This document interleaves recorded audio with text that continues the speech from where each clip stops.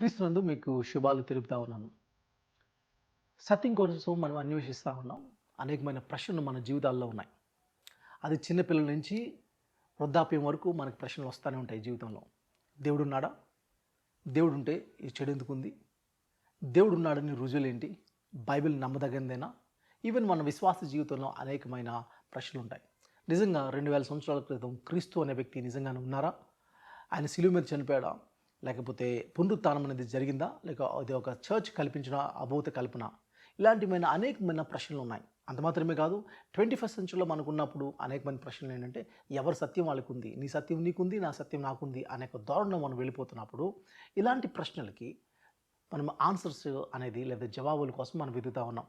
కాబట్టి ఒకటి మనం ఆలోచించాలి. ఇలాంటి ప్రశ్నలు తీసుకువెళ్ళగానే కొంతమంది చెప్పేది, క్రైస్తవుల్లో కొంతమంది ఏం చెప్తున్నారంటే, విశ్వాసం ఉంటే అసలు ప్రశ్నలు ఉండకూడదు.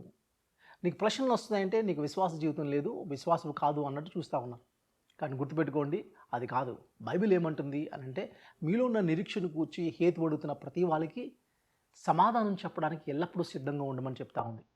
కాబట్టి సమాధానం చెప్పవలసిన లేదా ఆన్సర్ ఇవ్వాల్సిన రెస్పాన్సిబిలిటీ మన మీద ఉంది. అంటే